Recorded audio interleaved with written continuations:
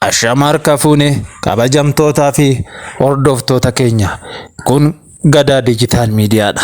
Qophii har'aa keenyaan qabsoo guddina afaan Oromoo seenaa keessatti bu'aa ba'iin afaanichi dabarse kan isinii dhiyeessinudha. Hanga xumuratti nu hordofaan affeerraa keenya. Sirnoota mootota nafxanyoota Itoophiyaa hunda keessatti sabaa fi sablammoonni biyyattii marti afaan Amaaraa qofa akka dubbatan, afaan Amaaraatiin akka baratanii fi mana murtii fi waajjiroota hunda keessatti afaan Amaaraa qofa afaan tajaajilaa akka ta'u labsiin kaa'amee ture. Eenyummaa saba tokkoo kan calaqqisiisu seenaa, aadaa fi afaan sabaa akka ta'e hunduu ni beeka. Guddina saba kamiifuu afaan hundee bu'uuraati yoo jenne gurra guddisuun ta'u. Haaluma wal fakkaatuun seenaa, aadaa fi afaan Oromoo akka hin guddannee fi akka badu damni adda addaa irratti hojjetamaa ture. Haa ta'u malee Oromoonni hedduun seera nafxanyootaa jalatti kan mormuu fi cabsu dagaaggina guddina afaan keenyaatiif nutu dursa wareegama kan jedhus kanneen cichaman lakkoofsaan hedduudha. Egaa gootonni, qabsaa'onni fi hayyoonni Oromoo gurmii kana keessatti fincila diddaa gabrummaa kan taasisan eenyummaan keenya afaan keenya keessatti ibsamaa, aadaa fi seenaa akkasuma immoo afaan keenyaan waan keenya ibsannaa ejjannoo isaanii akka ture ni dubbatama. Oromoota diddaa sirna nafxanyoota jalatti hiriiran guddina seenaa, aadaa fi afaan Oromootiin bara dheeraa wal'aansoo adeemsan keessatti hedduun wareegamanii hedduun biyya akka baqatan dirqamatti ta'e. Kanneen keessaa mee muraasa isin yaadachiifnu. Abbaa Gammachiis yookiin Onesmoos Naasib. Egaa namni kun guddina afaan Oromoo keessatti hojiin isaan hojjetan dhalootaan hanga har'aatti faarfamaa jira. Dagaaggina, babal'inaa fi guddina afaan Oromootiif jala qaba hojii bu'uuraa namoota hojjetan keessaa tokko maqaan isaanii kan ka'u Abbaa Gammachiis. Saba Oromoo kan ta'an Abbaan Gammachiis naannoo bara 1856 kan dhalate yoo ta'u, daa'ummaa isaatti abbaa fi haati isaanii maqaa hiikaa jedhu itti baasan jedhama. Maqaan abbaa Awaajii jedhama.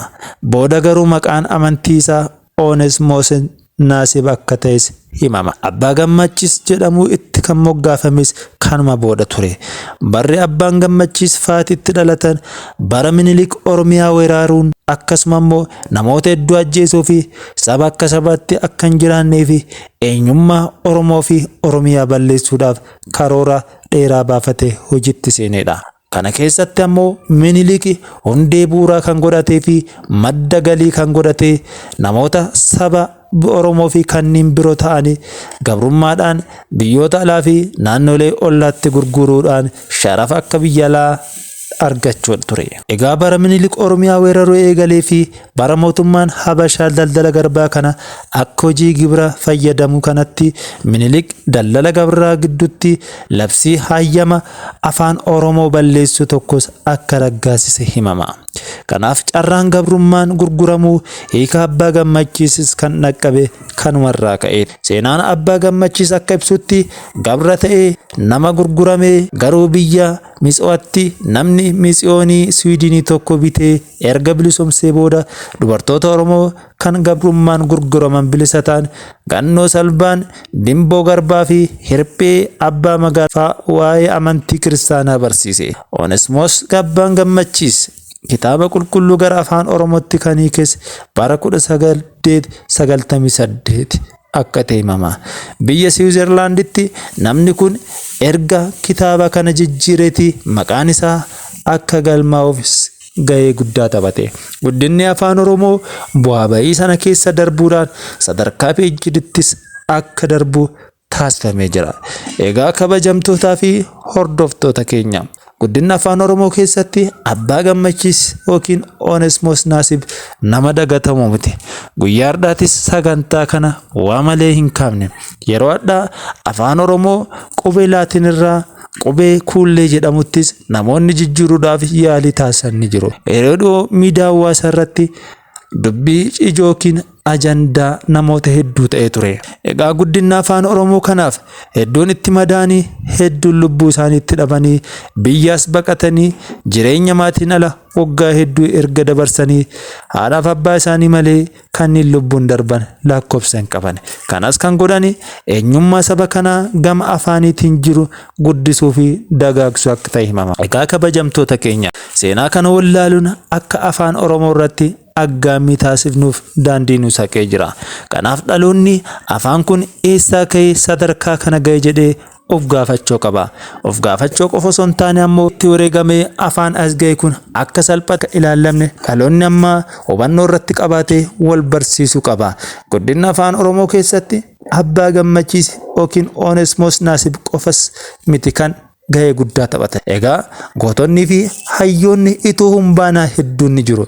Kanneen akka Muhammad Rashaadis kan maqaan isaanii iddoo adda addaatti ni ka'a.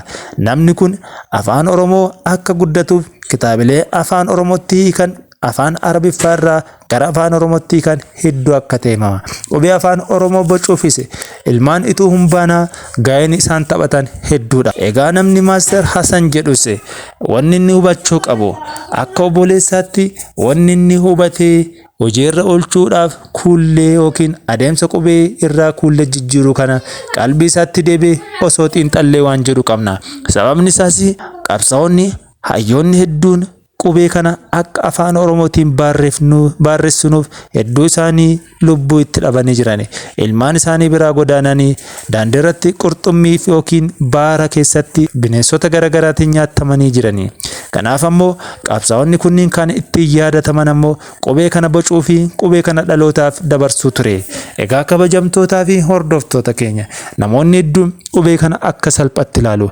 Akka salphatti ilaalanii ammoo qubee ganda keessatti oliif gadi deemanii bocuun kun gaarummaan qabu. Qoqqoodama ilmaan Oromoo gidduutti akka uumu namni hunda irratti hubachuu qaba. Egaa jaalatamtoota keenya kaayyoon qubee afaan Oromoo guddisuus kanumarraa ka'eeti. Hayyoonni maaliif afaan Oromoo akka guddatuu fi afaan hojii yookiin afaan teekinooloojii godhanii yeroo addaattis Google irratti itti fayyadamaa jiran. Egaa waggaa 100 fi jaarraa 2 ol akka duubatti deebinuuf dhimmi kun dhiibbaa uumuu danda'a. Kanaaf namoonni hojii kanarratti qorannoo taasisaa jiranis kana giddu galeessa godhanii yookiin ilaalcha keessa galchuudhaan hojii akkanarraa akka of qusatan dhaamsa sagantaa keenyaati. Waan nu dhageeffattaniif horaa bulaa deebanaa. Abbaa Gammachiis yookiin Onesmoos Naasibis waan amma kaafne alatti waan hedduutu hafa waan ta'eef kutaa lammaffaa isaa irratti guddina afaan Oromoo irratti hayyoonnii fi qabsaa'onni maal hojjetan kan jedhus sagantaa keenya guyyaa biraa isinii dhiyeessinu. Kanadhaa asumatti goolabnaa waan nu hordoftaniif horaa bulaa deebanaa.